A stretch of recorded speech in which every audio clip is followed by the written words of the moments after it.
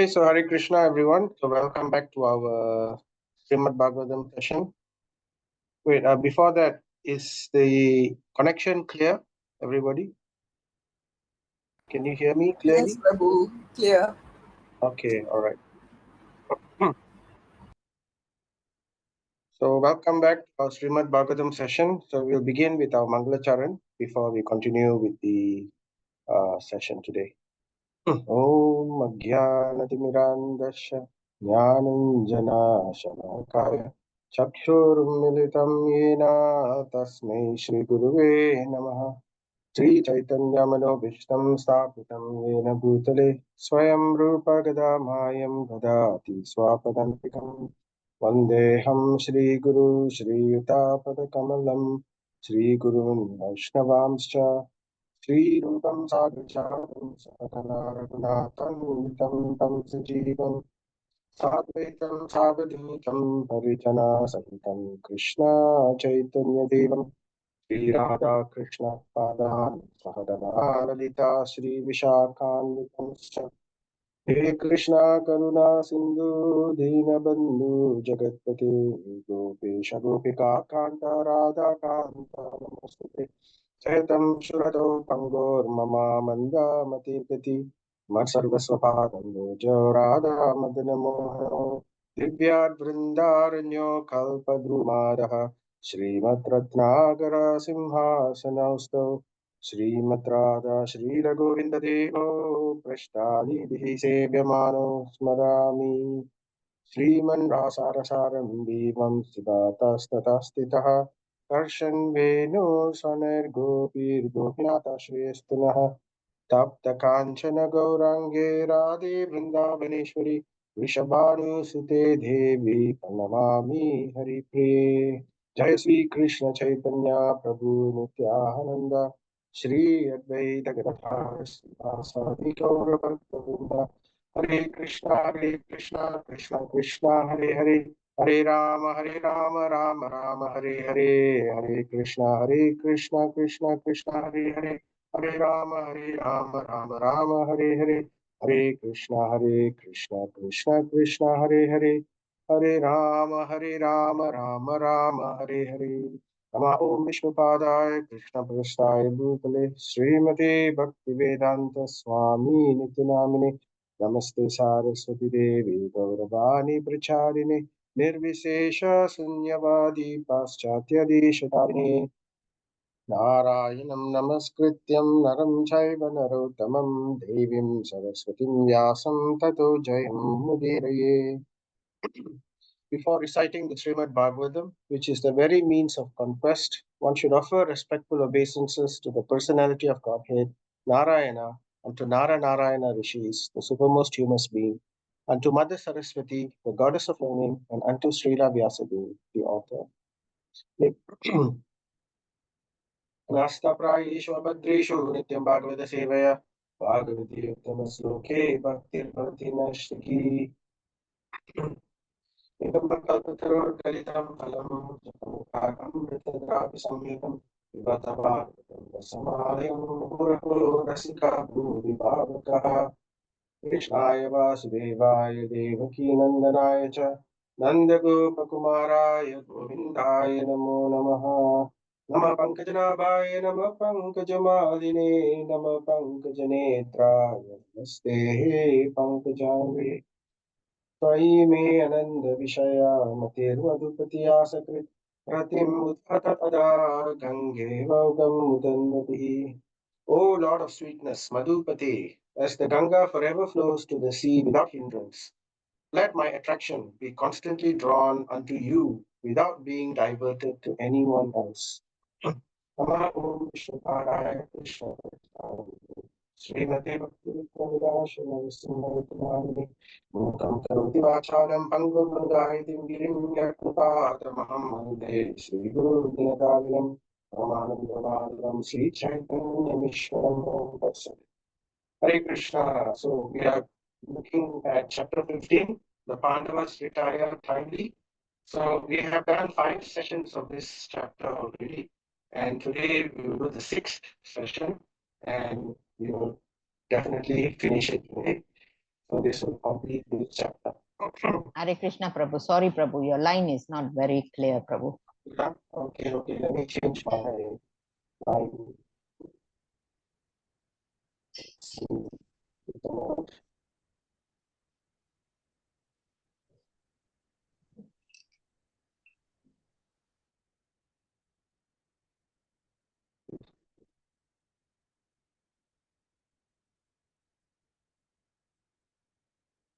Okay. Is this better? No, Prabhu. Still the same. Yeah, still the same. Okay, then we will close the video. I will close my video. Is this better now? Can you hear me a bit better? Carry on, Prabhu. We'll just go on for some time. Hare Krishna. I'll just close all the videos from just to ensure that there is no. Sometimes the bandwidth is like that. Okay, so wait, let me check my line. So the line says 4 bar. Okay, 5 bar. Don't know why. All right, I'll on back again. If it gets bad, just stop me anytime. Huh? Hare Krishna. So, right, so let's just do a quick recap of what we did previously. In this chapter, we began with Arjuna returning back from Dwarakapuri, and he returned in a very sorry state. And then, after Yudhishthira Maharaj questioned him about the situation in Dwaraka, what is happening to Krishna and the family members and everything, Arjuna begins to recount all that has happened.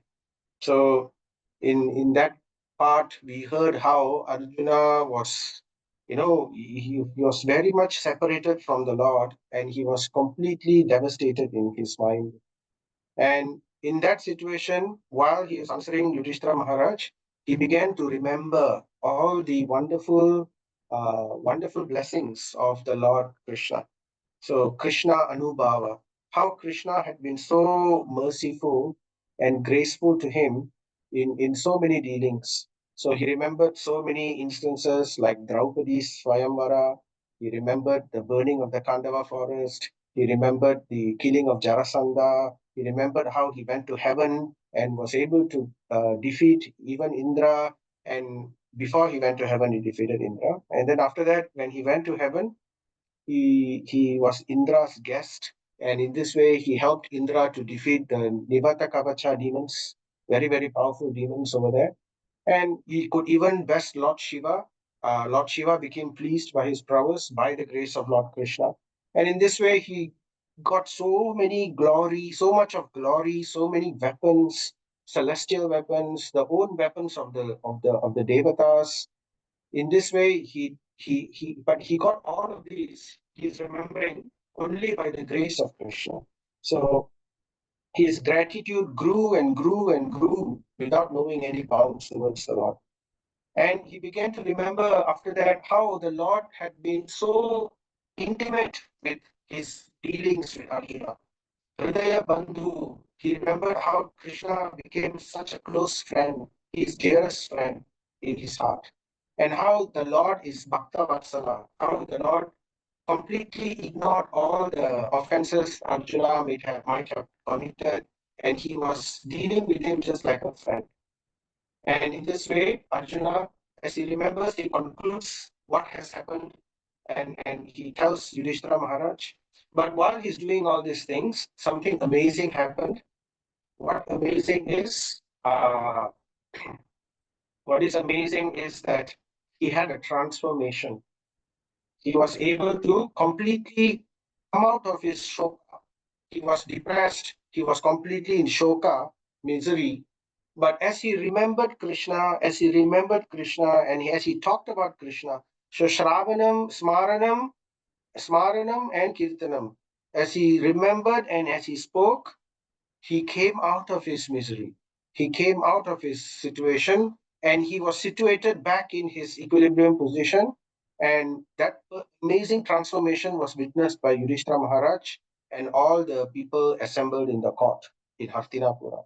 So after hearing this terrible news of the disappearance of Lord Krishna, and the destruction of the Vrishni dynasty, the Yadu dynasty, then Yudhishthira Maharaj and the Pandavas were put into a crossroad.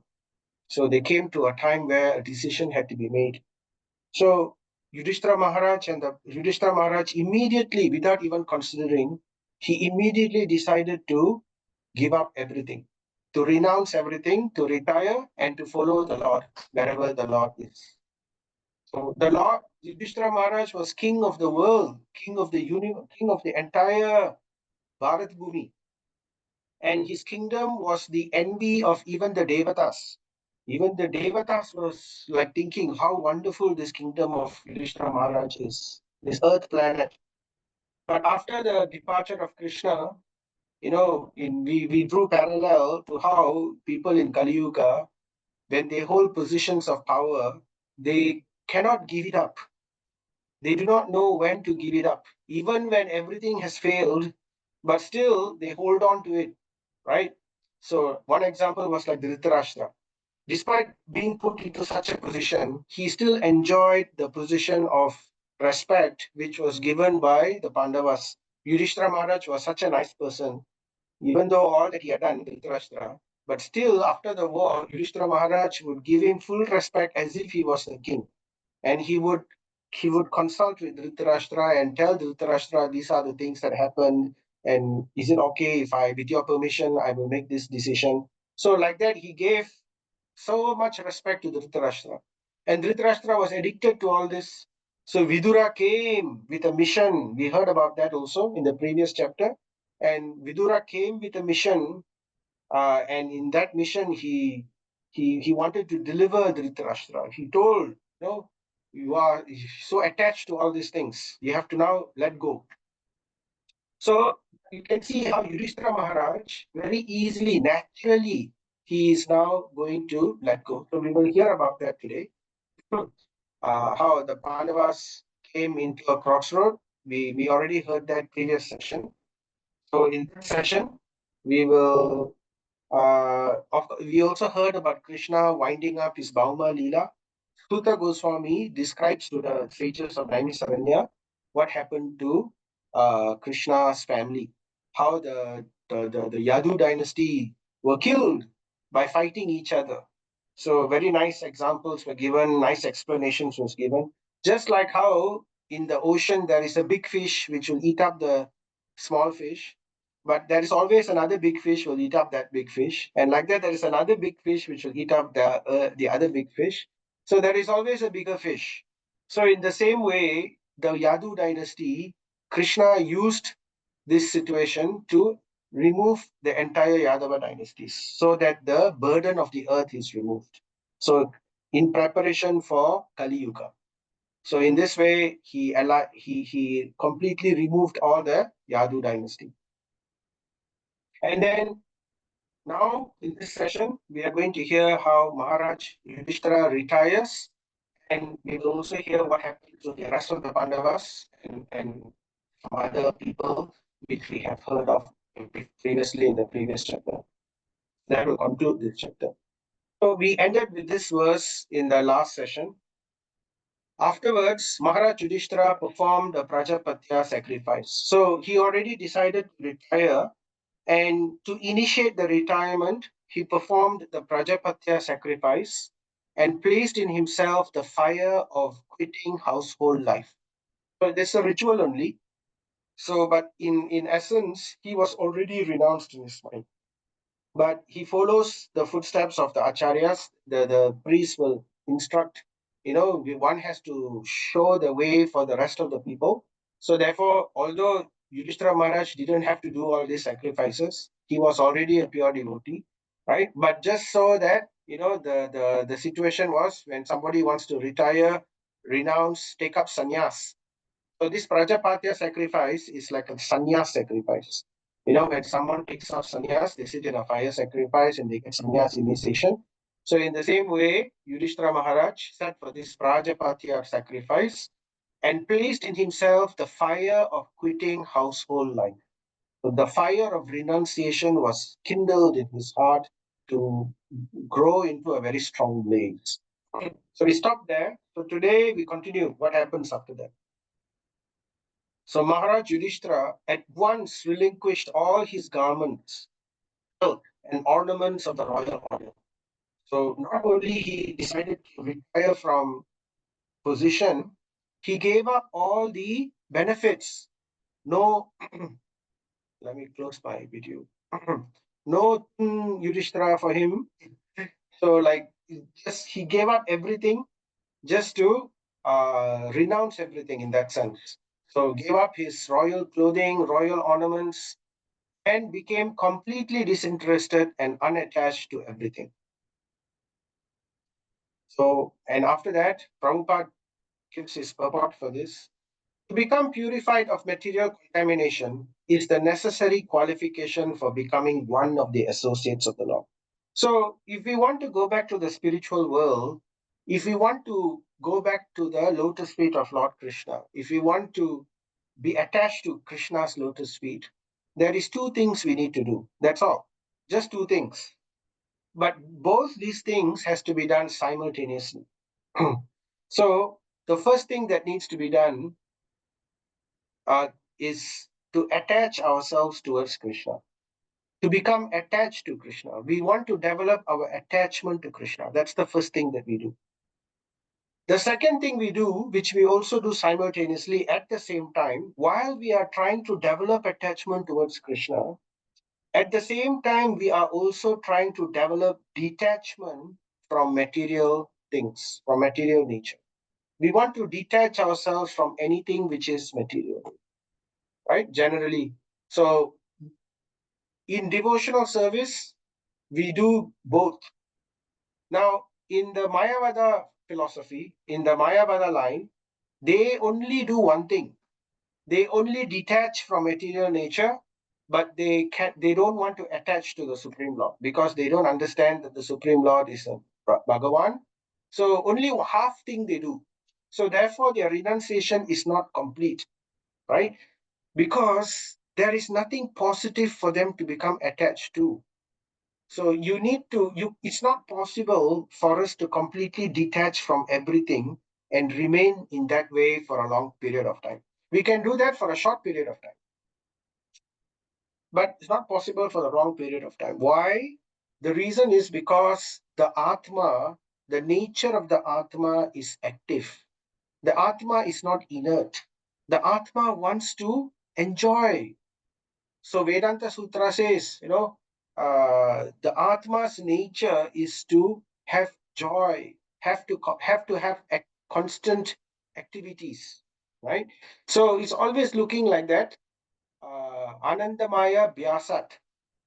The Atma is Anandamaya, always blissful. Blissful means not inert, not sleeping, nothing, is doing something.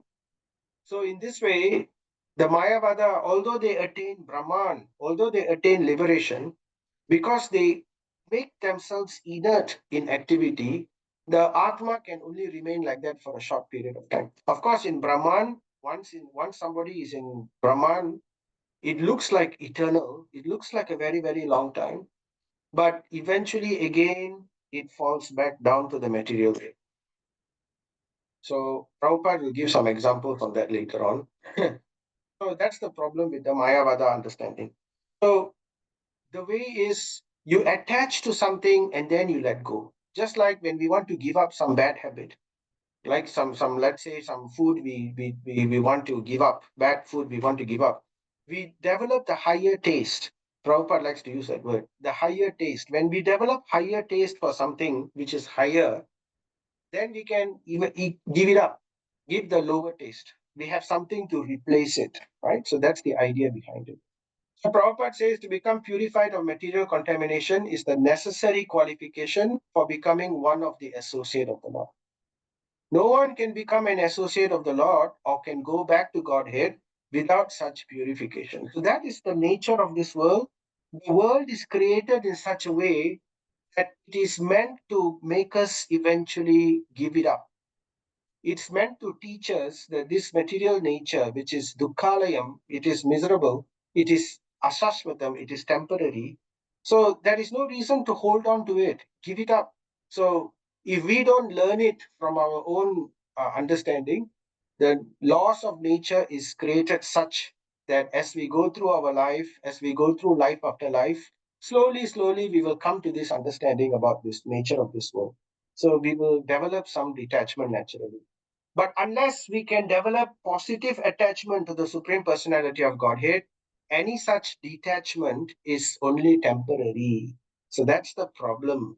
So therefore, we have to develop this understanding and knowledge about the Supreme Lord so that we can attach ourselves. So then Yudhishthira Maharaj, with Sa Utsargam, with all dedication, amalgamated all the sense organs into the manas. So, in spiritual activity, in spiritual life, one needs dedication. One cannot be doing it part time. In the beginning, one could start like that, right? As we go on, right? But the point is, it is like a two-way track. You know, our material life is going on one sense, our spiritual life is also there, but we have to eventually develop the Tyaga mentality in our mind, right? It doesn't mean we have to give up everything. It doesn't mean we give up our activity. We can still do the activity, but in our mind, we become completely detached of the nature of the fruit, everything. We do it simply for the satisfaction of the Supreme Lord. We are no longer attached to a particular activity. We can easily change any activity. So, if for Krishna's pleasure, one can do anything. There is no attachment. I will only do this activity. I will only do that activity. I will not do this. No. So it is not attachment to the activity. It is attachment to pleasing the Lord. And anything that pleases the Lord, we are happy to do it. Right? So then so dedication. So this requires dedication. We have to bring ourselves to that position one point of time in our life. That is what our life is for. We use it to bring it to this level. So what he did, he amalgamated all the sense organs into the manas.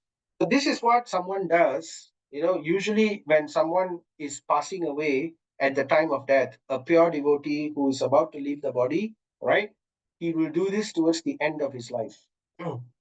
What in yoga practice, in the what do you call the meditation yoga practice, one mechanically tries to do this. He forcefully controls the mind and he forcefully controls his senses, and then he tries to amalgamate. Amalgamate means to merge. So what he does here, he amalgamates all the sense organs into the manas. So we know we have the pancha indriyas, five sense organs, right? The hearing, the touch, the tasting, the smelling, the seeing. So all of these is actually grouped about in the mind. Bhagavad Gita says that in the earlier chapters, in chapter 2.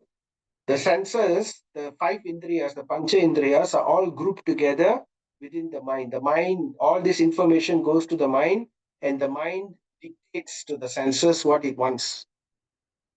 So rather than allow the senses to do this, he merged all these senses. That means all these senses merged into the mind. They went into the mind. So, in other words, the senses were no longer actively looking at sense pleasure. Finish. More already. And when they all merge into the mind like this, then the manas means mind, the manas into the prana. So stage by stage. Here the Srimad Bhagavatam is describing stage by stage what happens when a devotee leaves his body and goes back to the spiritual world.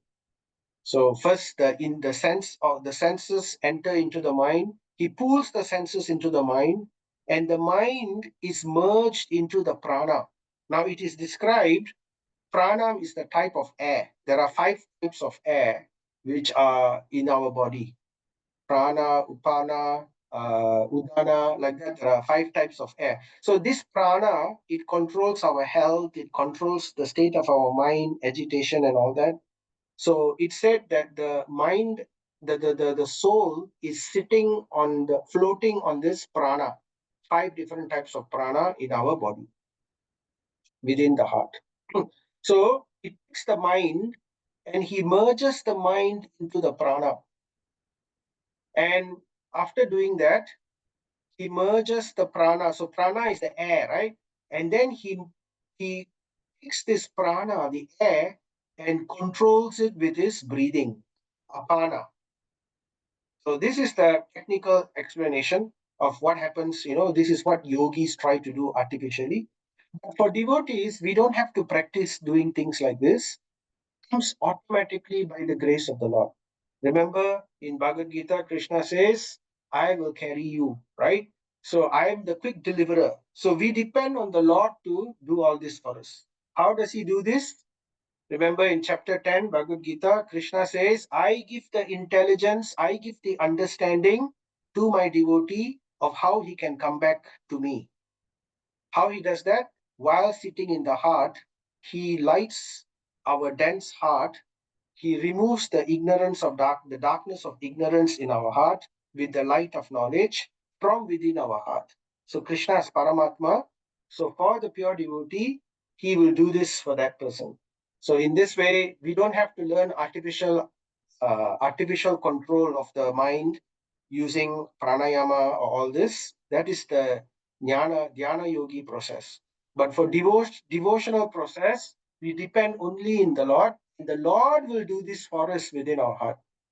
So here, Yudhishthira Maharaj develops the understanding. The Lord, because Yudhishthira Maharaj is Kshatriya, he never studied pranayama, he never studied Astanga Yoga, right? But how is he able to do all this? Because the Lord is giving him the intelligence, the understanding. So the prana into the breathing, and from there, his total existence into the embodiment of the five elements. So what he did, this breathing and the prana, so the senses are in the mind has been absorbed into the prana, and the prana has been regulated with the breathing. And in this way, he merges the prana into the five elements. So these are the five elements, right? So he merges, because if you remember about creation, how creation happened, right? The material creation began with Mahatattva. Mahatattva is the undifferentiated material elements. And then before Mahatattva, it is inert, it is not manifested, it is invisible. So that material energy in the beginning, it is invisible, not manifested. It's called Pradhan. And Mahavishnu glances upon the Pradhan, and the Pradhan starts to become agitated and becomes manifest. It appears, and that appearance is no longer called Pradhan, then it's called Mahatattva. And this Mahatattva will explode like a big bang. It will explode and it will differentiate. It will differentiate into different elements. Everything is one in the beginning. Mahatattva is just one. Everything is all one together. But as it explodes away, this material energy differentiates. So it differentiates into the five elements, the Panchabhuta, and then further it differentiates into false ego, into mind, into intelligence, all the other subtle elements, right? So like that, there are 24 elements which it differentiates. And then from there, it will differentiate further to create the living entities, the bodies. So here, it is the opposite direction. It's the opposite, going back. So therefore, the body is merged back into the Panchabhutas, and the Panchabhuta is merged into the Mahatattva. Later on, we will see. And in this way, he wraps up his life, right? So, but not yet. He hasn't left his body yet. So he's preparing it for the purpose of leaving the body. So Prabhupada gives a comment. All is manifested by the temporary embodiment of the material body, which is a production of the mind at the time of death. So he's saying, if a person doesn't do this, if the mind is not closed away, then the mind will have different impressions in his mind. We keep our impressions, we keep our memory, we keep our desires, all this within our mind. So when we die, our mind is still active. And the last thing we keep in our mind at the time of death, that prepares our body for our next life. So Therefore, the whole process of spiritual life is to create an impression in the mind which will bring us out of this material world.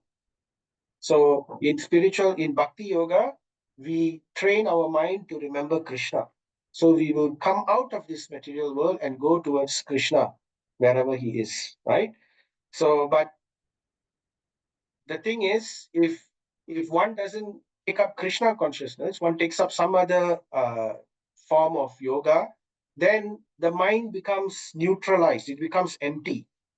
So then they come out of this material life, they go into moksha, liberation, but they do not attain Krishna. So again, they come back again. So therefore, in devotional service, it's very simple. We develop our attachment to the mind, and that will propel us towards the spiritual world at the time of death. So anyway, so therefore, mind is very, very important. So therefore, to control the mind is the key process of spiritual life. The Prabhupada says the material color of the mind is changed when one washes it clean of the contaminations of life breathing. So this is the technical way of explaining it. The mind has different impressions. So this is described as the color of the mind. Depend on our experience, right? We have different experiences, so we have different impressions in our mind. So all these impressions and experiences have to be washed away because they're all material. And we keep only the spiritual aspect, right? And the spiritual process does that. It removes all the material attachments to the mind and it keeps only the spiritual impressions. So in this way, we can move to the next stage of our life. And if the mind is purified by practice of transcendental loving service to the Lord, there is no more chance of the mind's producing another material body after death. So therefore, the training of the mind is very, very important in spiritual life. That's why in chapter 8, Krishna says, right? Antakalecha mam eva smaran muktva kalevaram. Whatever we remember at the time of death, that we will attain. So the training of spiritual life, Krishna consciousness training is for us to remember Krishna at the time of death. We don't remember material things. How we can do that? That we can do only if we practice the two things which I mentioned earlier. Number one, attachment towards Krishna. Number two, detachment towards material nature. It cannot exist together. We cannot. It's like, it's like you're sitting on a boat. You're sitting on the material boat and you want to climb into the spiritual boat. But both boats are in the water, right? So one is the material boat, one is the spiritual boat. You want to climb to the other boat, what you must do?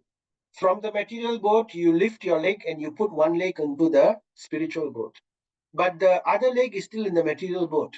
So can we go anywhere when we have one leg in the material boat and another leg in the spiritual boat?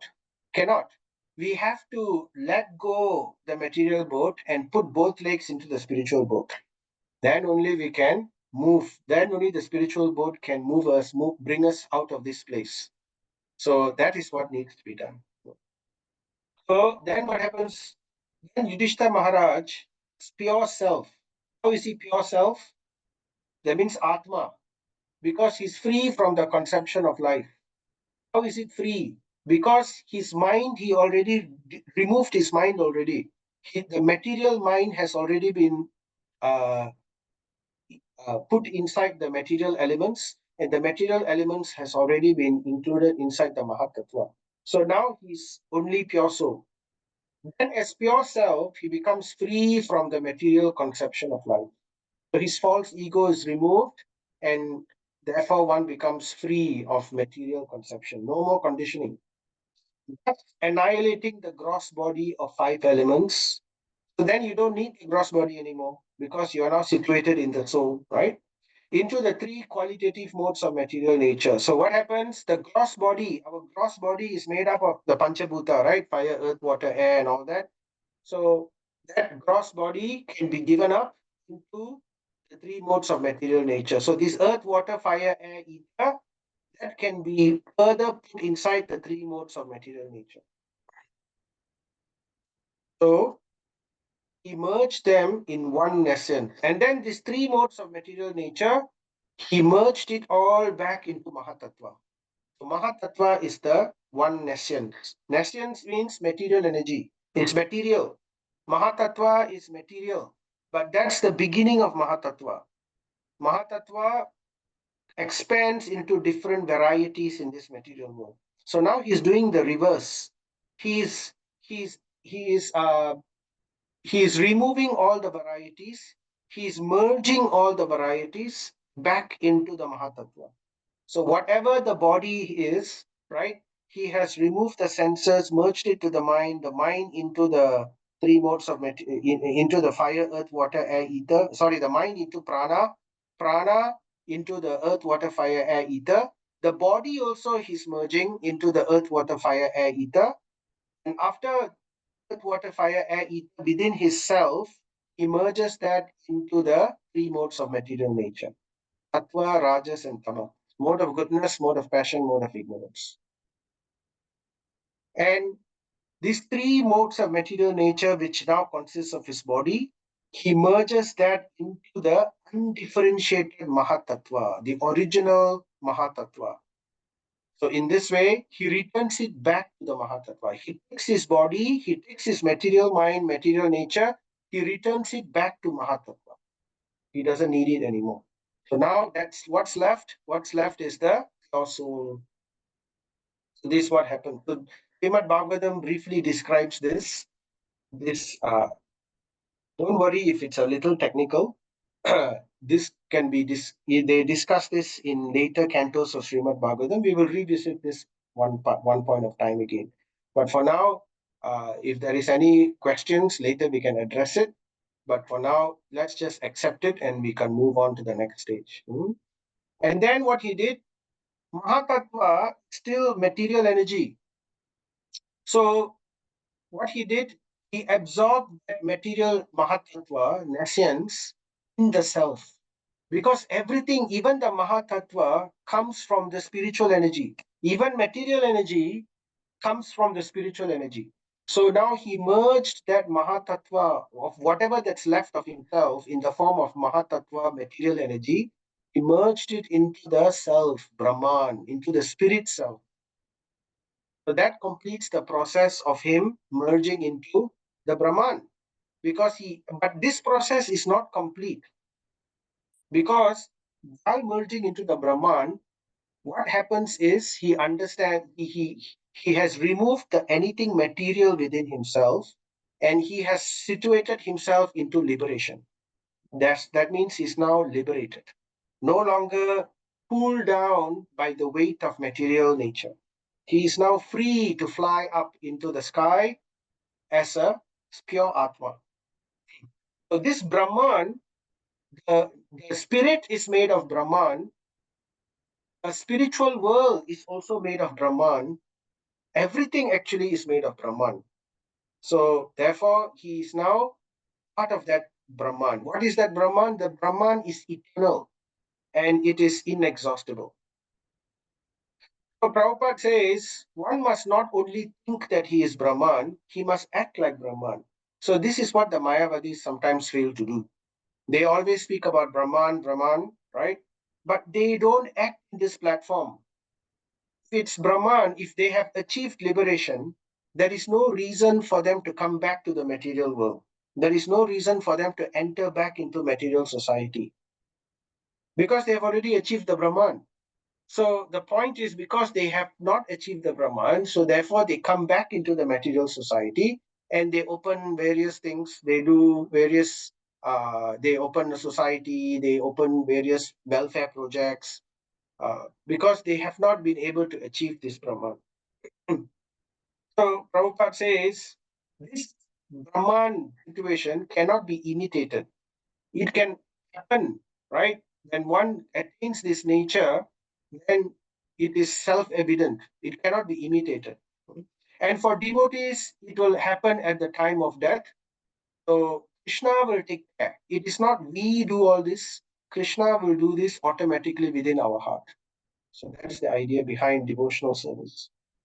So after that, Maharaj Yudhishthira dressed himself into torn clothing. So now what has happened to Maharaj Yudhishthira? He has now undergone a transformation. He is no longer the same Maharaj Yudhishthira. because this Maharaj Yudhishthira is now called Jivan Mukta. Jivan Mukta means he is liberated within the same life. He is no longer so-called conditioned. Of course, he is beyond that. He's actually a pure devotee coming from the spiritual world. So he was never conditioned in the first place, but he was behaving like he was a conditioned person simply because of Leela. So Krishna uses pure devotees as examples sometimes. And therefore, just for the purpose of Leela, he was behaving like as if he was conditioned, but actually he never was. But still, just to show the example for the rest of us, is showing how he has removed his material conditioning. Hmm? So Maharaj Yudhishthira dressed himself after that torn clothing. So and he gave up eating all solid food. Why? Because he's already merged his body into the Mahatattva, and the Mahatattva he has already merged into the Brahman, into his self, into his spirit soul. So therefore, he is entirety a spirit soul, just dressed like a conditioned person. He still has his body, but it's no longer part of him. So he is now completely in the Brahman understanding. So this kind of personality is called Jivan Mukta. They become indifferent to everything. They give up everything. They nothing. They become inert to everything. Just like how Jada Bharat was. Jada Bharat, the story of Jada Bharat, he also, anyway, I don't want to go into that story at this moment, but if you are familiar with the pastime of Jada Bharat, he also became inert because he realized how close he was to Brahman and then he fell down. So after that, he took up very seriously and he also became inert like this. He dressed himself in a torn clothing, eating no more eating food, right? Became dumb and let his hair hang loose, as if he is like a thing, as if he's like some kind of completely given up in material existence. But this cannot be imitated. This has to come at this position. Another example is Sukadev Goswami. We will hear about Sukadev Goswami later in this Bhagavatam canto. Sukadev Goswami is the son of Vyasadev. How Sukadev Goswami was walking about everywhere naked, without even clothes, because he was completely situated in Brahman understanding. Although he was wearing this material body, but he was indifferent to everything. So therefore, it's like a mendicant. All this combined to make Yudhishthira Maharaj look like an urchin or madman with no occupation. He did not depend on his brothers for anything, and just like a deaf man, he heard nothing. So Prabhupada says this stage of complete independence from everything is also called the purified stage of fearlessness. Abhaya. Abhaya means complete fearlessness. So why complete fearlessness? Because they are now completely immersed either in the Brahman realization or they completely depend on the Supreme Lord.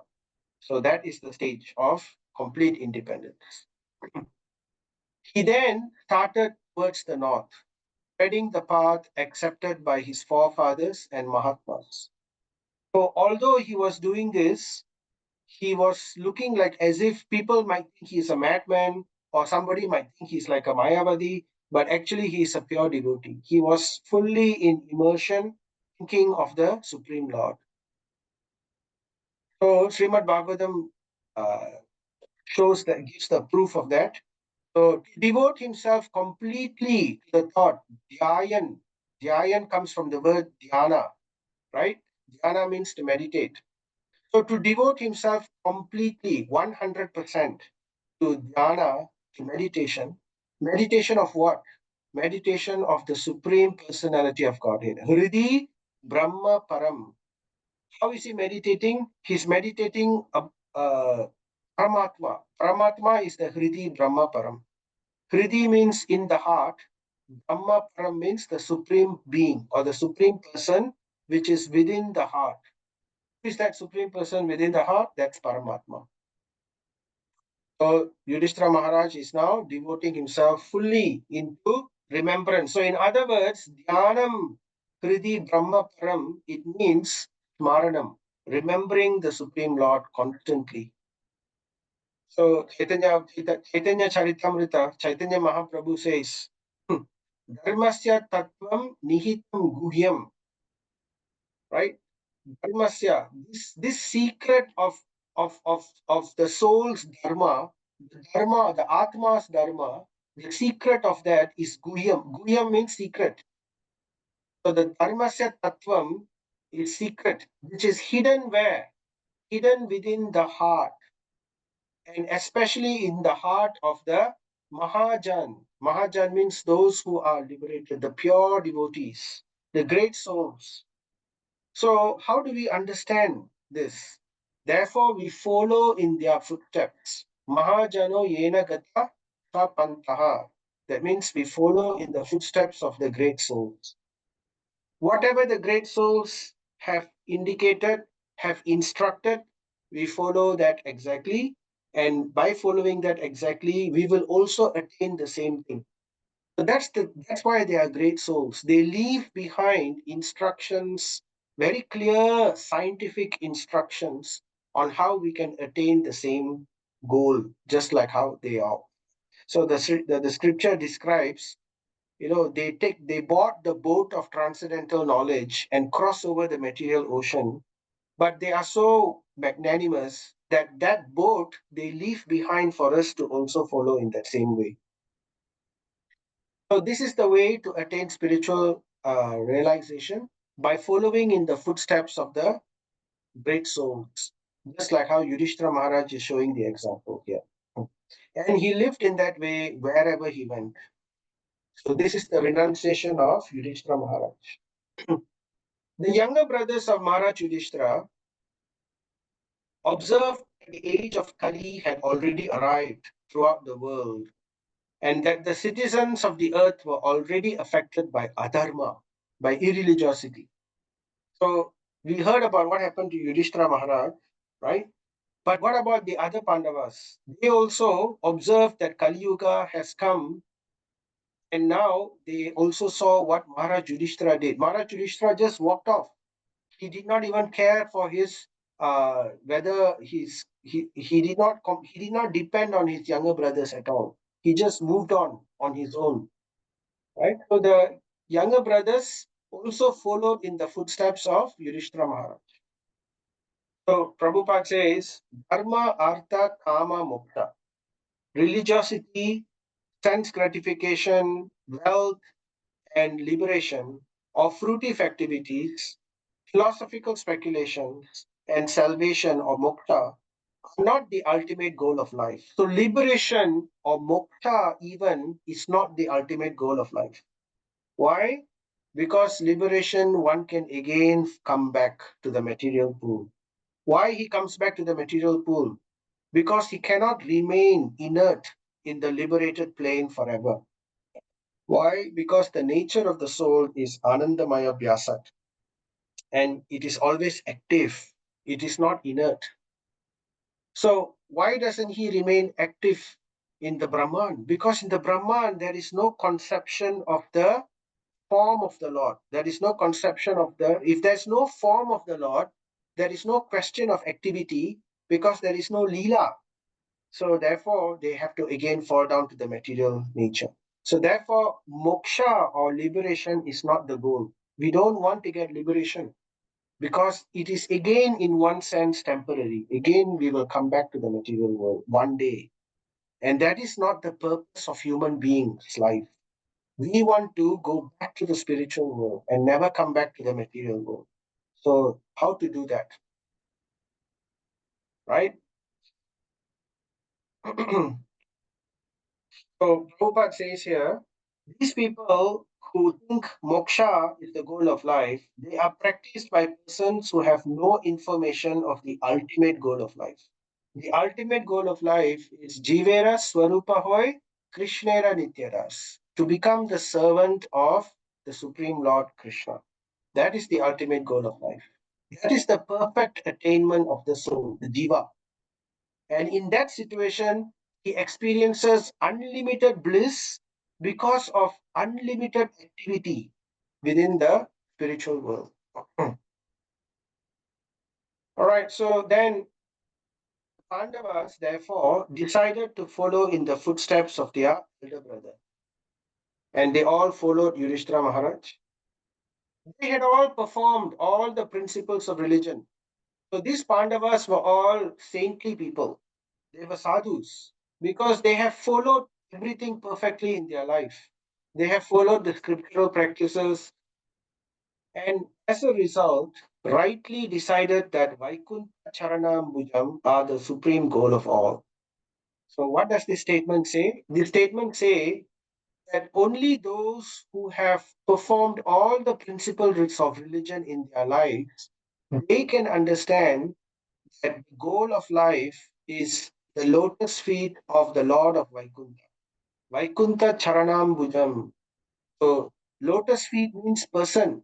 Who is that person? The person is that Lord of Vaikuntha. So how can somebody know that? It means only one who has practiced so much of spirituality, perfectly followed everything, they are someone who can understand this.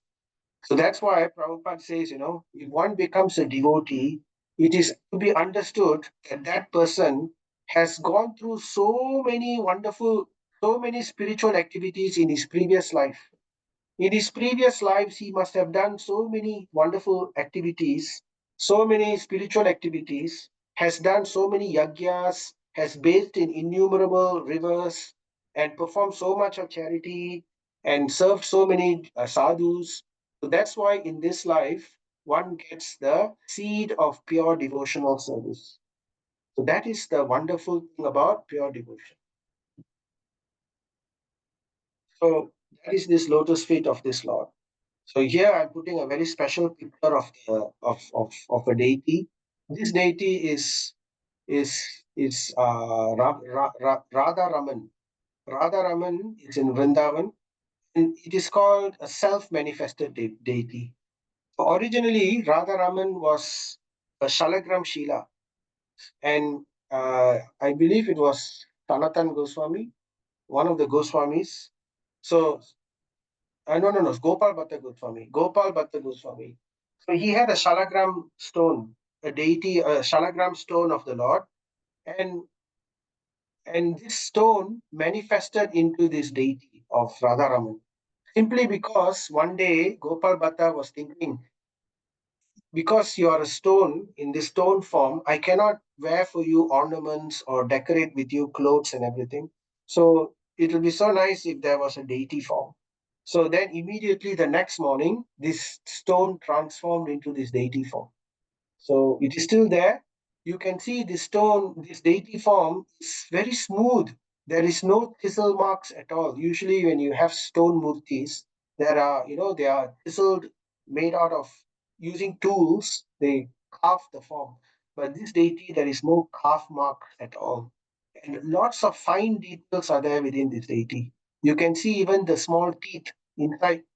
You can't see it now, but if you go close, you can see the teeth marks. So very very wonderful deity in Vrindavan. If you ever had the chance to go there, so there is this nice verse: "Yesam antagatam papam jananam punya karmanam te dvanda moha nirmukta bhajanti mam drida brataha." This is Bhagavad Gita chapter 7. So he says, Krishna says here, persons who have acted piously in previous lives and in these lives, and whose sinful actions have been completely removed, they can take up this devotional service. Bhajante mam vritaha. Who can take up bhajante? Bhajante means devotional service. Bhajante to who? To me, to Krishna, mam. Vritaha, with full determination, with full enthusiasm. Who can do this? Those who have become free of papam, sin. They have become who have acted piously in previous life. So in this life, they have get the opportunity to become devotees. So we must understand one who is a devotee is not an ordinary person, right? That means if somebody takes up devotional service, we can understand that that person has gone through so much of purification in their previous lives. So that is why they are able to take up devotional service seriously within this life. So don't worry if we think that we are not like that. We have that opportunity to do it now. Simply by taking up the devotional service, we come to that same level, because even one small thing in devotional service can remove all our karma, can bring us into this situation. Therefore, there is a verse in Srimad Bhagavatam. I don't remember the verse, but the translation is, one who has taken up devotional service, even though if he's born in a family of a dog eater, immediately comes to the level of performing Vedic yagya sacrifices. That means simply by taking up devotional service, he becomes so purified immediately that he is capable of performing Vedic yagya, even though he was a dog eater. So that is the position of devotional service. So anyway, this is describing the Pandavas. They had all performed the principles of religion, and therefore they rightly have this understanding that the supreme goal of life is to become the servant of the lotus feet of the Lord of Vaikuntha, the Supreme Personality. Therefore, they meditated upon his feet without interruption. So, this is the feet of Radharaman. So, you can see they meditated upon his feet without interruption. Without interruption. That is dhyana. This is how one must situate oneself at the time of death. Without interruption, one should be able to remember. So, in devotional service, we are able to do this by the grace of Krishna. That is the way. By Krishna's grace, we are able to meditate upon his lotus feet at the time of death. By pure consciousness, due to constant devotional remembrance. So Yudhishthira Maharaj, this is the Pandavas, right?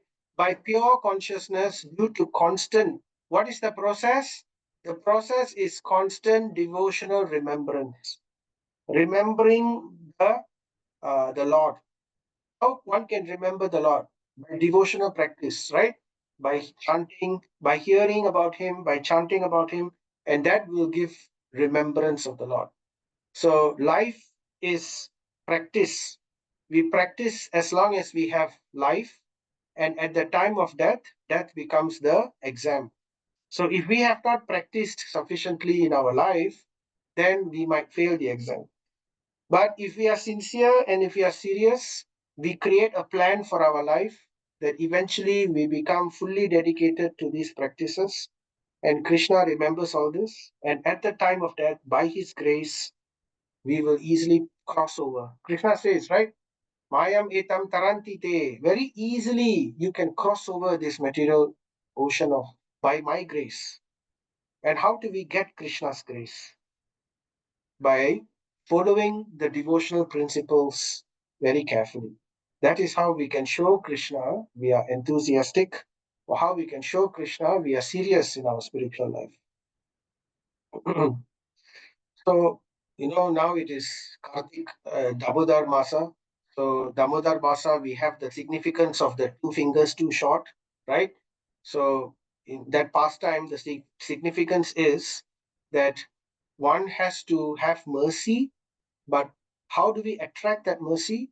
One attracts that mercy by endeavor. Just like Mother Yashoda, she endeavored so much to try to tie up Krishna. And seeing Mother Yashoda's endeavor, Krishna gave his mercy. So therefore, our endeavor has to be there. What is our endeavor? Four regulative principles, strictly following it, and chanting 16 rounds of Hare Krishna Mahamantra, and doing whatever devotional service we can. And in this way, we can show Krishna our sincerity. So what happened? So what happened here is, here we can show some diagram of what is in our life. So this is the soul. Our Atma, this is the spark of light, is our Atma. It is covered by duality. Duality means likes and dislikes, attachment and aversion. We are attached to something, we are averse to something. So attachment is ita, aversion is dvesha. We are attached to these things. And because of this attachment and aversion, this duality, we have come this world of duality. Because in the spiritual world, it is not a world of duality. So since our attachment and detachment is, our attachment and aversion is there, we have embraced duality. So therefore, Krishna places us in a world of duality. So we have come to this material world, and in this material world where there is happiness and there's distress also. Mhm. And what keeps us within this material world? Because this material world is the nature of Maya. Maya is the superintendent, and her energy is illusory energy. So this aversion and attachment and aversion invites moha. This green color thing is called moha, which is illusion. So we are covered by all these things. We are covered by attachment, aversion, illusion, and it's all tied together by the rope of ahamkara, our false ego. Our false ego holds all this together. And in this way, we are conditioned by the three modes of nature: mode of ignorance, mode of passion, mode of goodness, which keeps on changing. And in this way, we experience different varieties of life. We are tossed by the waves of this material ocean. So that is our situation. But what happens if we do bhakti? If we take up devotional service, if we take up to devotional life, bhakti is like we are tossed in this ocean. How can we be saved by this ocean? Somebody tosses us a floating device, like this hoop. So bhakti is like that. It will act upon our soul. It will act in this way. It will work towards our false ego. It will help to purify our false ego. Because we think we are the enjoyer. We are the body. So false ego thinks we are the body, we are the enjoyer. Why? Because of our illusion. So bhakti, by the process of Shravanam, Kirtanam, Smaranam, by hearing constantly, we can understand what is our actual position. We are not the body, we are not this nature. And with knowledge comes realized knowledge. If we want realized knowledge, at least we should first get knowledge. Once we have gotten knowledge by hearing, we apply that knowledge in our life and our circumstances. That will bring forth realized knowledge, vijnana. And that vijnana will help us to remove our false ego. So that's how bhakti works. So this process is called sadhana bhakti. We take up the process of sadhana bhakti for four regulative principles: chanting 16 rounds, Shravanam, Kirtanam, Smaranam, hearing, remembering, sharing, chanting, and remembering. So then what happens? Well, uh, this illusion is removed, moha is removed. We begin to see the world with the eyes of scripture, Veda Chakshush. So we don't become bewildered, we don't become confused by what's happening. We became fixed in our situation, no matter whatever that's happening. So moha is removed, and when moha is removed, false ego has no position to remain, because false ego can only remain when there's illusion. So when illusion is removed, false ego also is removed. And when there's no more false ego, right, then we can remove our aversion and our attachment. Our duality gets removed. No more aversion, no more attachment. Duality is now gone. When duality is gone, then the three modes of nature cannot remain. We cannot contain our soul anymore. So therefore, we are now, the three modes of nature is removed, entered into the Brahman, and we are transferred into the spiritual sky, into liberation. So, but that's not the end of the journey. For the Mayavadis, that's the end of the journey. But bhakti, what bhakti does now starts next level of bhakti called bhava bhakti. Bhava bhakti begins at the point of liberation. Before liberation, it's sadhana bhakti. And then after liberation comes bhava bhakti. We begin to taste ananda in relation to the Leela and the Guna and the Nama of the Lord, the name, forms, and pastimes of the Lord. So ecstasy begins to develop in various ways. How? Simply by constant devotional remembrance. And ecstasy, bhava bhakti, will intensify and intensify, and it will increase to become the next stage, which is prema bhakti. So uh, uh, ecstasy will intensify, and when the ecstasy is very, very intense and maximum, then it becomes prema bhakti. So that is our goal of life. Chaitanya Mahaprabhu tells us, Prema Pumarto Mahan. Our goal of life is to develop Krishna Prema. Our goal of life is not to escape this material world. It's not to develop mukti or liberation. It is to develop Prema for Krishna. Because that is the one that will give us a guarantee that we will never, never return back to the material world. If we don't have prema bhakti, we can come back to the material world even if we are liberated. But if we have prema bhakti, we will not come back because prema bhakti ensures that by our own sweet will, not by Krishna forcing us, we always want only Krishna. And we want Krishna to such an extent, it's very, very, very powerful that we will never want to come back to this material world. Right? So that is the idea behind it. So Prema Bhakti will position us into the spiritual sky and always situated at the lotus feet of the Supreme Lord. So they attain Narayana Pade. So the Pandavas, following this process of Hari Bhakti, of Hari Smaranam, remembering Krishna constantly, they attain Narayana Pade, the spiritual sky. So it's called Narayana Pade because everything in the spiritual sky is Narayana Pade. That is called spiritual sky. And in the spiritual sky, there are many, many planets within the spiritual sky at different levels. It's the lower level, middle level, and the highest level is the planet Goloka Vrindavan. That is at the apex. So that's where the Supreme Lord is in the Swayam Bhagavan form of Krishna. But even all of that, generally, Vaikuntha planets, it's called Narayana Pade, the spiritual sky. So this is attained only by those who meditate upon the one Supreme Lord, Ekanta Mataya. That means Ekanta means with one single-minded concentration, no split, only one single-minded concentration upon the Supreme Lord without deviation. So this gives us permanent citizenship into the spiritual world, not visa entry. Brahman liberation only gives us visa entry because one that has not developed prema, so one can again develop attachment and aversion and come back to the material world. But prema bhakti guarantees there is no duality anymore, no more attachment, aversion. So therefore, we will remain in the spiritual sky. That is the idea behind it.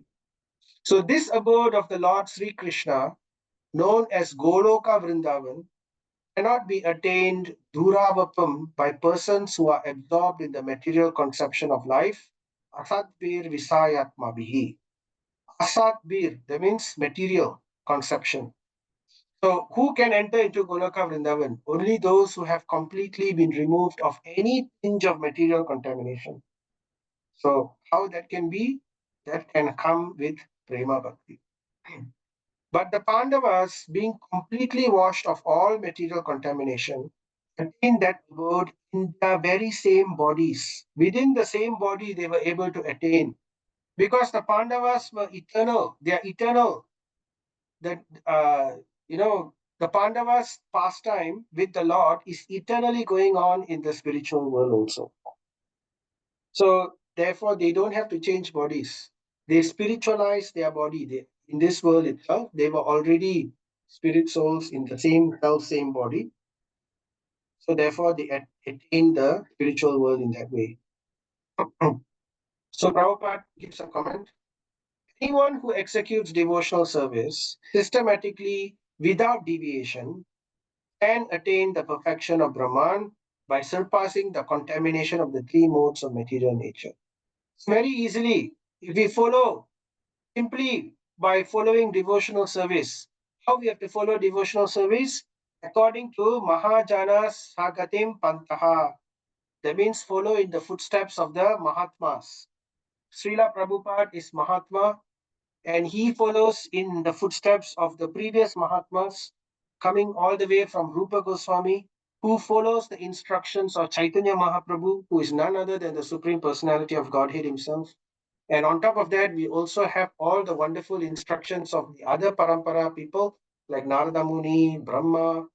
So simply by following whatever they say, right, taking their instructions, we can systematically follow the path of devotional service. It's systematic. There is a way to do devotional service systematically. And this is described in Srimad Bhagavad Gita, Srimad Bhagavatam, Nectar of Devotion. Especially in the Nectar of Devotion, Rupa Goswami has taken this and systematically put what one must do in executing devotional service. So one who does this scientifically, systematically, correctly, can attain the perfection of Brahman by surpassing the contamination of the three modes of material nature. But that's not our goal. We don't want Brahman. And then the Brahman perfection is still more advanced by the self-same execution of devotional service. So this devotional service before Brahman is called sadhana bhakti. That's what we are doing. Devotional service in practice. We have not attained the real devotional service yet. We are simply practicing to be a Vaishnava. We have not become a Vaishnava. Vaishnava is already liberated. So we are practicing to be a Vaishnava by following devotional service in practice, which is sadhana bhakti. And by practicing that, we will come to the position of liberation. Then we can practice bhava bhakti at the point of liberation. And bhava bhakti, when it intensifies, it becomes prema bhakti. So these are the three stages of bhakti. So there is no doubt at all that one can attain the supreme spiritual planet, Goloka Vrindavan. So what is the path? The same devotional service only. It doesn't change. Even in sadhana bhakti or bhava bhakti or prema bhakti, the techniques and the method is the same. Shravanam, Kirtanam, Smaranam, Padasevanam, Archanam, Pujam, no, sorry, Archanam, Vandanam, Asyam, Atma Nivedanam, right? So these are the 9 processes of bhakti, beginning with hearing and continuing with chanting and moving on to Smaranam. So and then repeat hearing, chanting, Smaranam, hearing, chanting, Smaranam. So in this way, we can bring ourselves to this position. What happened to the rest of the people? So we know what Yudhishthira Maharaj did. We know what the Pandavas did. So now Bhagavatam talks about Vidura. Vidura, while on pilgrimage, left his body at Prabhash. Prabhash is the place. It's a holy place now, very, very holy place. Before it was also a holy place.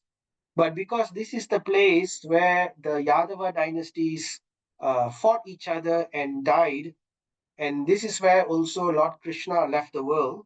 So Prabhash is now is next to it's in Gujarat, right at the shore of the sea, where Dwaraka Puri sank. So this is Prabhash, right? And that's where Vidura also decided to leave his body over there. Who is Vidura? Vidura is none other than Yamaraj himself, right? Who took leave. He got cursed by Mandaka Muni and he came down and enacted pastimes in Krishna Lila. So how did he leave his body? Srimad Bhagavatam describes. It's very interesting. Srimad Bhagavatam gives us no doubt. Every aspect is clearly put. Every detail is clearly put. How did Vidura leave the body? Absorbed in thought of Krishna. Krishna Veshane Chitta. Chitta means thinking. The consciousness. Chitta is consciousness. What kind of consciousness? Krishna consciousness. Krishna Veshana Tat Chitta. This is what he was thinking. And as he remembered Krishna, he went back to his position as Yamaraj. Why he didn't go back to Goloka Vrindavan yet? Because he hasn't finished his duty as Yamaraj yet. Krishna still wanted him, but he was already Krishna conscious. He is already a Mahajan. So Mahajan can be anywhere, whether he can be the material world, in the spiritual world, just like Narada Muni, just like Lord Shiva. They are all Mahajans.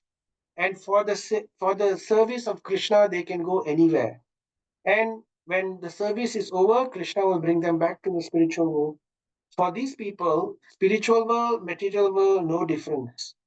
Even the material world, they see everything as spiritual world. That is Mahajan. His vision is like that. So he's already in Ananda, bliss.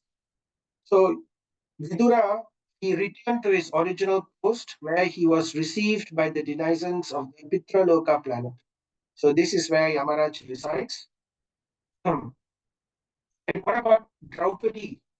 Draupadi also saw that her husbands, without caring for her, were leaving home. That's what happens when one completely surrenders into devotional service towards the end of life, right? One is no longer material body consciousness. One is only thinking about the Atma and Paramatma. Atma and Paramatma.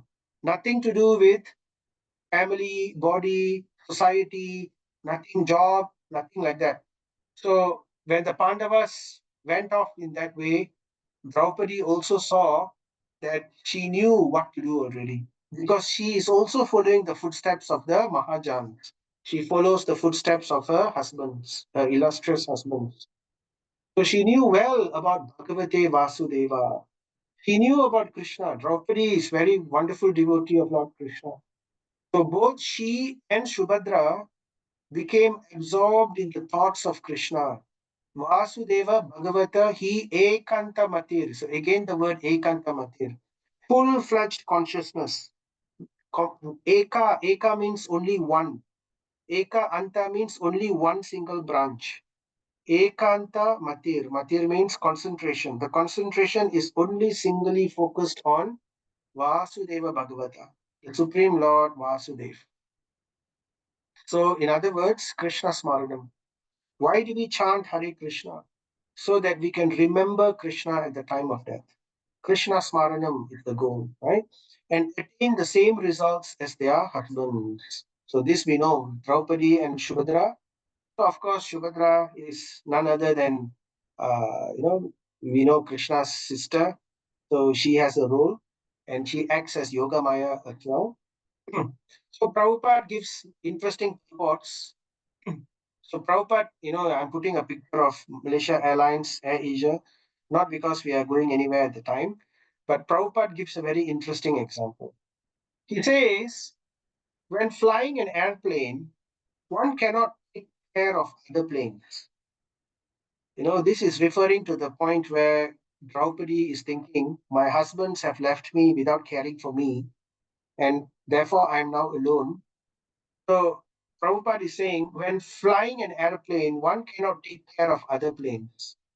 So this is referring to the time of death or at the time of renunciation to take up sannyas. That's why sannyas, when somebody takes up sannyas, he is like a dead man walking, a walking dead man. That means no society, he doesn't have attachment to wife, children, family, nothing. It's like as if he's dead towards society and he has completely given his life only for the purpose of Atma Tattva, to attaining the spiritual destination. So for such people, right, and or people at the time of death, because at the time of death also, who can come with us? Our family members can, at the time of death, we don't want to remember family. We want to remember Krishna. So we don't want to, and it must be ekanta matir, single-minded. But it is very, very wonderful if our family is also Krishna conscious, or anyone who is Krishna conscious is by our side at the time of death, because they can also help us to remember Krishna. How? They can chant Krishna's names for us. They can tell us about Krishna's pastimes. So in this way, when we are in a dire situation, it becomes easier for us to remember Krishna, right? And Krishna himself will come and help us to remember him. So when flying an airplane, one cannot take care of other planes. If we are in one plane and there's another aeroplane which is flying, right? If let's say we are in Air Asia and Malaysia Airlines is in trouble, can we in Air Asia help Malaysia Airlines? There's nothing we can do. There's nothing we can do to help the other aeroplane, right? So each one of us has to pilot our own aeroplane. Our aeroplane is like our own body and our mind, and we are the soul. So we have to pilot our own mind and our own body, particularly our mind, right? No other plane can help another in that condition when one plane is in danger. So Prabhupada says, therefore, similarly, at the end of life, when one has to go back home, back to Godhead, everyone has to take care of himself without help rendered by another. So we have to take responsibility, and that responsibility begins now. So we have to have our lifetime of practice in preparation for the exam which is happening at death. Right? So, but Prabhupada says this help is, however, offered on the ground before flying in space. It's like how the aeroplane, before it flies, whatever help the aeroplane needs to prepare itself for the flying, it's given at the airport, right? So this help is offered on the ground before flying in space. Similarly, the spiritual master, the father, the mother, the relatives, the husband, the devotees, they can all render help during one's lifetime in preparation. But in the end, who is going to fly the plane? We are the ones who are going to fly the plane. So this is the preparation for that ultimate exam. But while crossing the sea, one has to take care of himself and utilize the instructions formally received. That is the understanding. So, therefore, we come to this end of this chapter. I will just read this verse in Srimad Bhagavatam.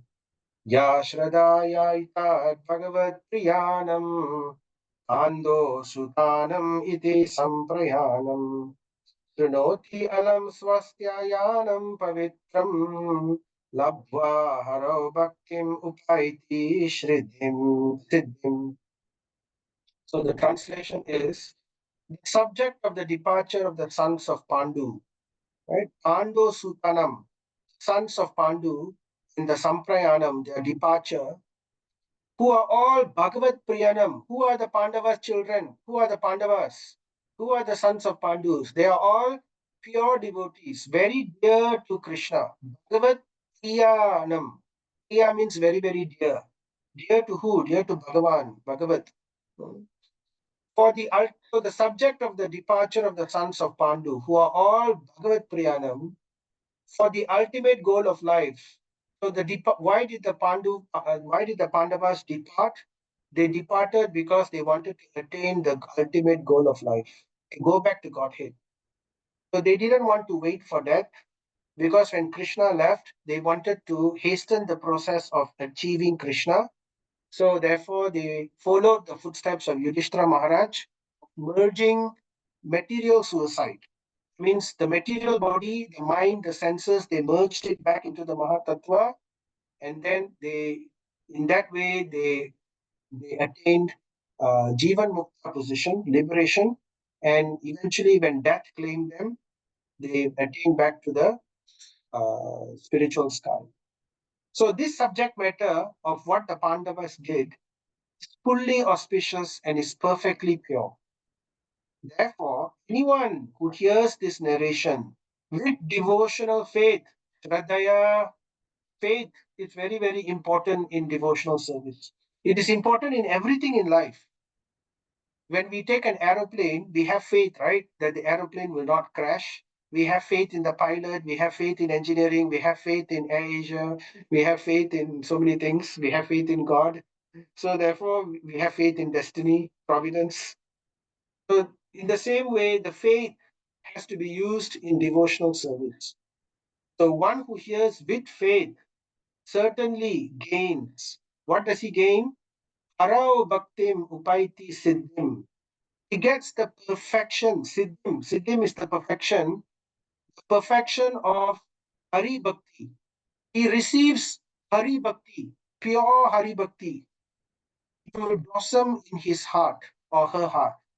One who hears this narration of this chapter with faith, she or she will develop pure devotional service. The seed will develop in one's heart. Seed only. So we have to continue hearing, so the seed will grow. What is this Hari Bhakti? What is this perfection of Hari Bhakti? It is the highest perfection of life. It is the goal of our life. It is the Atma Dharma, the purpose of the soul, to become Krishnera Nityadas. How he can become Krishnera Nityadas? By developing Hari Bhakti. And the perfection of that Hari Bhakti is Krishna Prema, which we heard earlier, right? So attain the lotus feet of Param Bhagavate Vasudeva. So with that, this chapter ends. So let us chant together Jai Sri Krishna Chaitanya Prabhu Nityananda Sri Advaita Gadadara Sri Vasadi Gaura Bhakta Vrinda. Hare Krishna, Krishna Krishna, Hare Hare. Hare Rama, Rama Rama, Hare Hare. Hare Krishna, Krishna Krishna, Hare Hare. Hare Rama, Rama Rama, Hare Hare. Hare Krishna, Krishna Krishna, Hare Hare.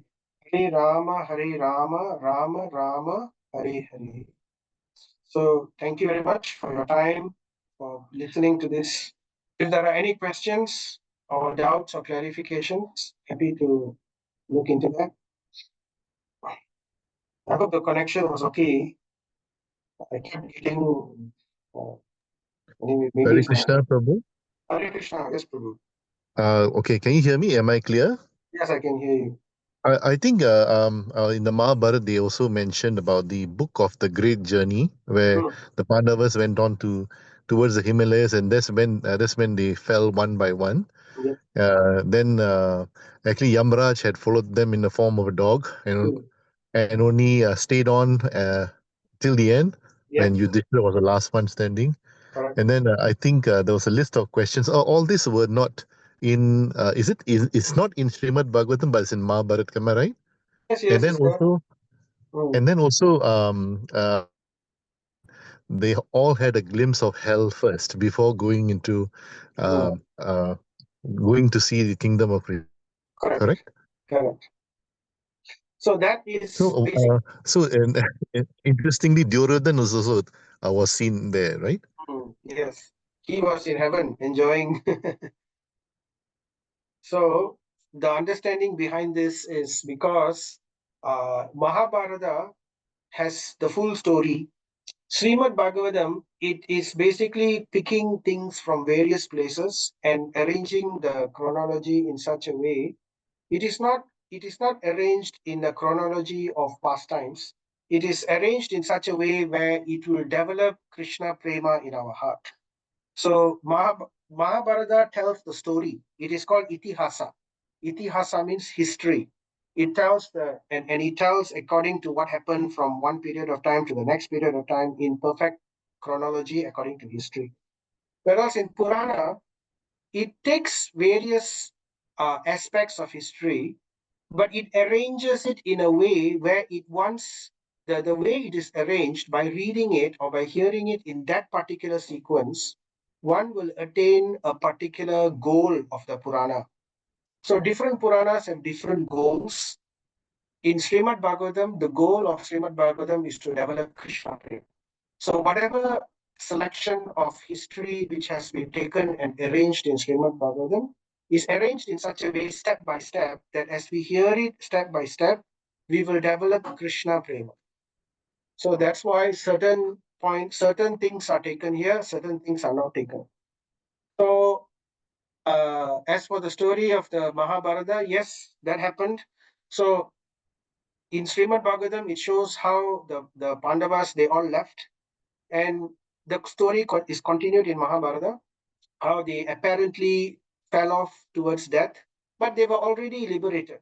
So, of course, anyone who takes birth has to die. So, in Mahabharata, they are showing an example of how one can embrace death.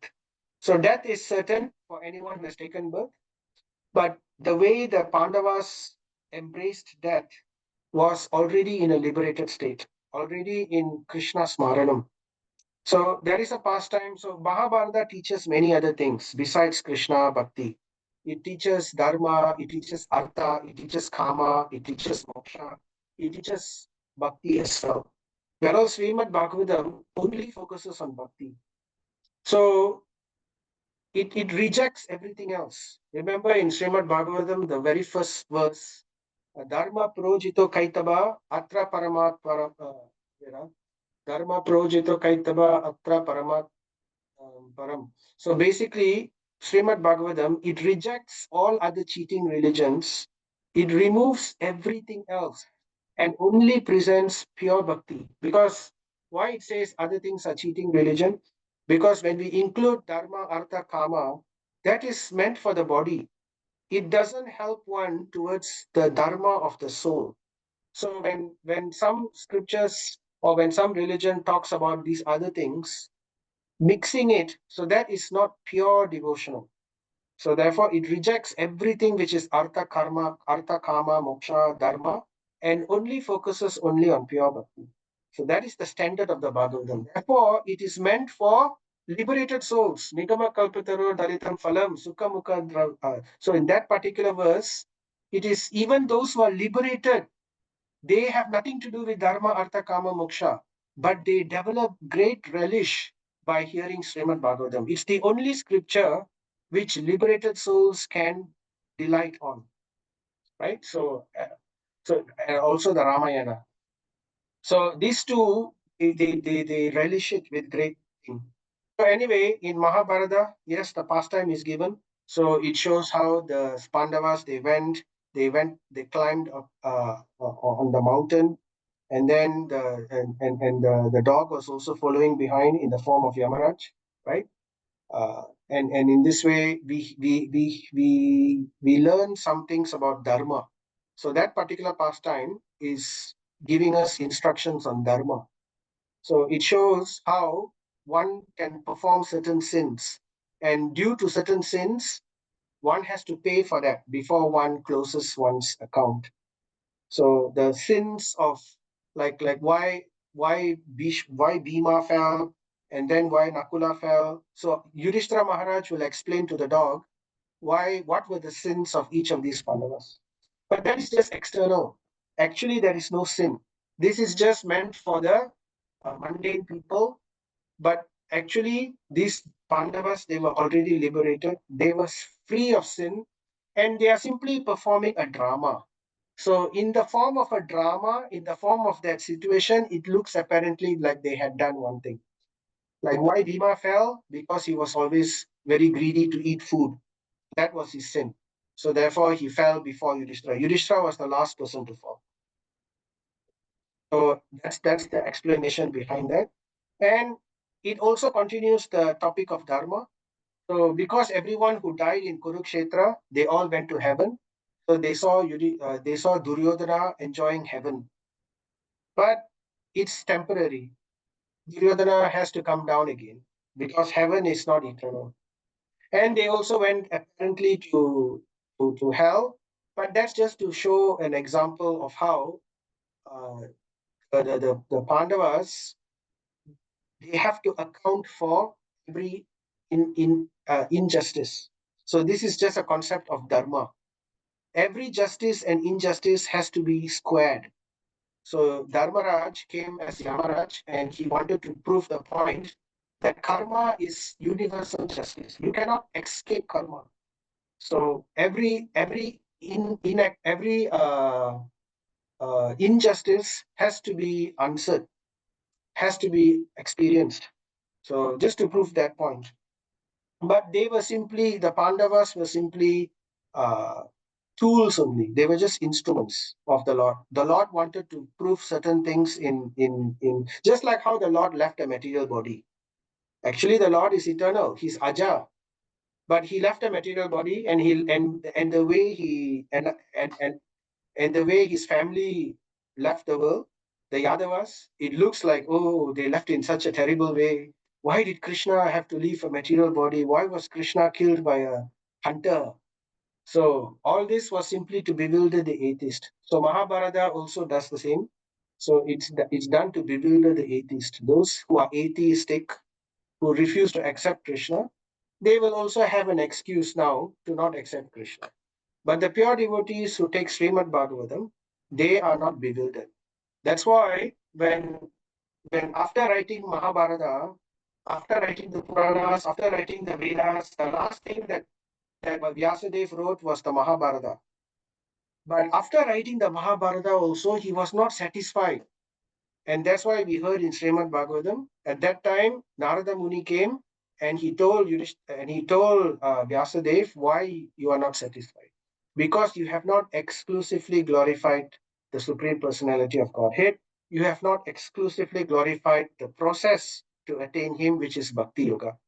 So therefore, after that, Vyasadeva wrote his Opus Magnus, his conclusion, his greatest work, and therefore Srimad Bhagavatam is known as Amala Puranam, the pure, the spotless, the transcendental Purana, which is free from the three modes of nature.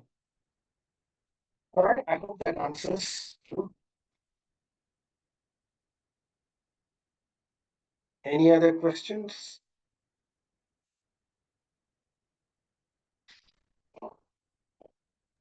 All right, so if there's nothing further, right, so if there's any other questions, you can always, as I said, you can add, you can put it in the WhatsApp. So until then, I hope you have a nice weekend. Srimad Bhagavatam ki jai, Srila Prabhupada ki jai. Hare Krishna. Thank you very much. Hare Krishna, Prabhu. Thank you, Hare Prabhu. Krishna, Dandavad Prabhu. pranams. Hare Krishna. Hare Krishna, Prabhu. Dandavat Pranam. Hare Thank you. Krishna.